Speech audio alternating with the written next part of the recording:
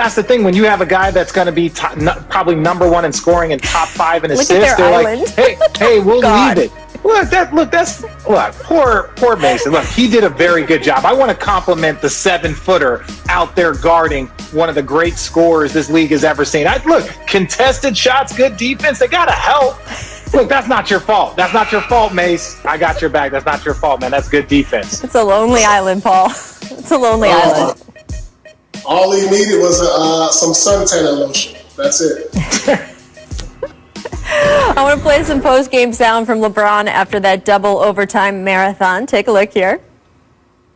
I was just ready to go. I'm 36 years old, and I really don't have the heart. I don't have the heart. My heart is not sustainable for 2 overtimes at this point in my career. So I was just ready to go, get home. I got a bottle of wine that's been ready to be opened, and I delayed it for 2 more quarters and or 2 more overtimes. So I wasn't happy with myself in that regards. I know as he was speaking, the both of you were like, I feel you deeply, LeBron. Paul, can you explain why NBA vets don't like free basketball the way fans do? Listen, when you get to be 36 like LeBron, he just wants to get to that plane or hotel or home and have a bottle of wine. He's upset that he even went into the first overtime. He didn't take care of business. I mean, I feel you, LeBron, because it was a point in my career was like, I'm tired of overtime. Let's get this over. Who cares? Yeah, you know what? Like he said, he was disappointed in himself because there's nobody else to blame. You got LeBron and AD sitting right there. They went into overtime with the Pistons. Now, mind you, the Pistons have like 4 or 5 wins, and it's against good teams. But ultimately, LeBron James should blame nobody other than LeBron James. It takes ISOs, one-on-one ISOs for you against Mason Plumlee at the end of a double overtime to seal the game. That is your fault. You're to blame. So you can have an extra glass of wine because you've earned it. All I know is I can always tell when NBA players turn that corner into being true long-term vets when they say, why can't we be like the NHL? Ties are fine. What's wrong with ties? No. There you it's go. America. Right. We don't tie. Coming up, Kevin Durant pulled mid-game on Friday because of COVID-19 contract tracing protocols. We will now look ahead for the Nets at the time he's going to miss. Is it something, nothing, or everything? Paul says everything. Stick around to find out why. As well. First, though, there's always a little bit of a weird, flat feeling the day after the Super Bowl, but never fear, the NBA is here for you. Do you like the story of Tom Brady pushing the limits of age and time to win another ring? All good. The NBA also has an old dude trying to bolster his GOAT credentials with more hardware. Are you following along with Deshaun Watson as he tries to get traded? Hey, in the NBA, we already know how the big trade involving the frustrated Houston superstar turns out. Do you agree with the NFL's decision to cancel its All-Star Pro Bowl for COVID reasons? Well, in the NBA, never mind on that one. Anyway, the point is, even in a pandemic, it is already turning into another breakneck season in the association. And for those of you who have had your attention split by football over the past few months, here is a brief timeline of what you have missed so far. December 1 kicked off the weirdest preseason ever after the shortest offseason in NBA history. The Lakers and Heat were openly exhausted. Giannis was debating his supermax with the Bucks, and the entire league was engaged in a game of Where's Waldo as James Harden kept showing up everywhere except Rockets training camp. The Clippers gave Paul George a pile of money, which he vowed to earn. I owe him a trophy. That's what I owe this organization. This is a window that we're trying to capture, and my commitment and my job is to try to bring a title here. Meanwhile, out east, Kyrie Irving was doing his best Phil Jackson impression, burning sage in Boston Garden. Why not? While Kevin Durant let everyone know he was indeed still Kevin Durant. And coronavirus showed it is still coronavirus. I don't think we're in a bubble anymore, Toto. We saw the Trailblazers have to shut down their practice facility.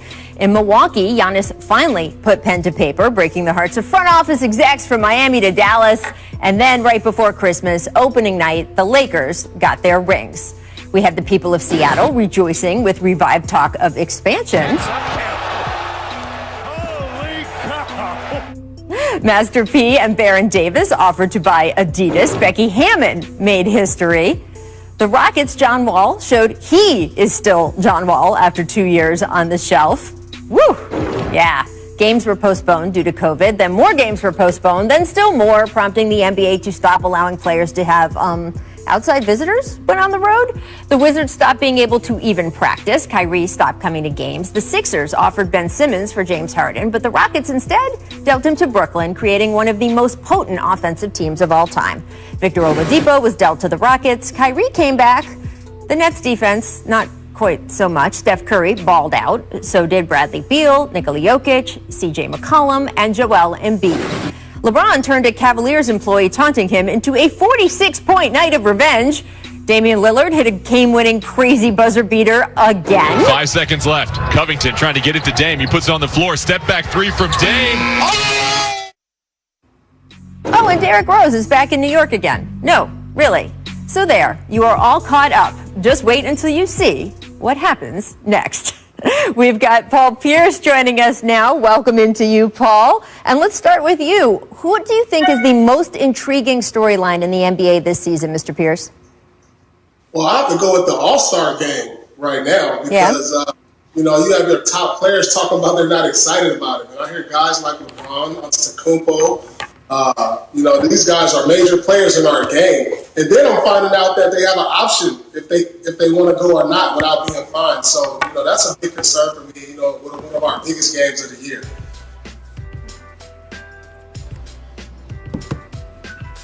Well, my number one thing that I think, for this season is really the honeymoon stories.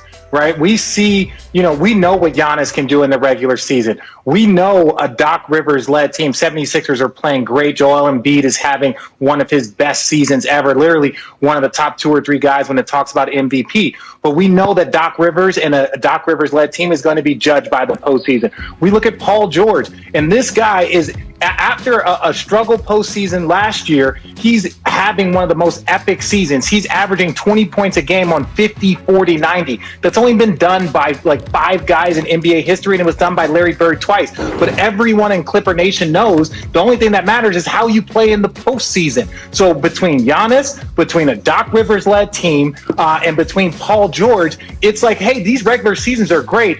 Everyone is waiting for the postseason to see how these guys perform. That's the most intriguing story for me this season.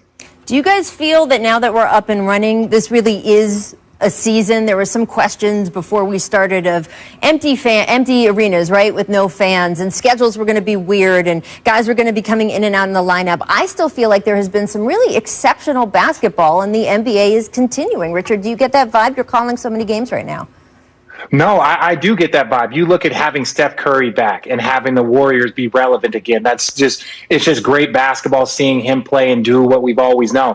Obviously LeBron and AD are right there at the top of the West where they should be. But again, it's those little sub-stories. Again, Kawhi Leonard, Paul George, can they take that next little jump in their second year in Clipperland? There's been so many great stories. Even the young players, LaMelo Ball, Halliburton in Sacramento, which I really think has an opportunity to win Rookie of the Year after sliding in the draft. So there's been great stories all year long, and I think they're only going to kind of build as the season progresses.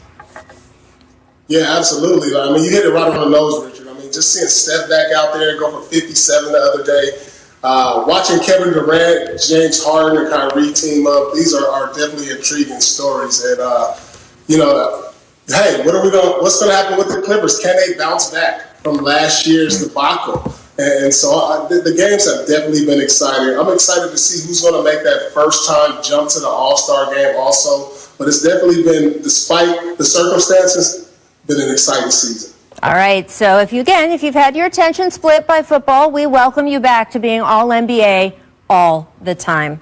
All right, guys, something a little bit, well, let's not kid ourselves, a lot harder to talk about. When someone dies suddenly, it is such a shock, such a tragedy, it can be hard to see anything else. That is what it felt like last night when we got word about Pedro Gomez. Everything turns pitch black. It was hard to breathe. Not Pedro. No. Not one more in this year of never-ending death. Not one of the kindest, funniest, smartest, sweetest, most accomplished men that has graced your television over the past couple decades. Pedro covered more than 25 World Series, more than 20 All-Star games, and won all sorts of awards, but those are just the numbers. As the Gomez family shared in a statement on Sunday saying, quote, Pedro was far more than a media personality. He was a dad, loving husband, loyal friend, coach, and mentor. He was our everything, his kids' biggest believer. ESPN President Jimmy Pitaro added this, quote, Pedro was an elite journalist at the highest level, and his professional accomplishments are universally recognized. More importantly, Pedro was a kind, dear friend to us all.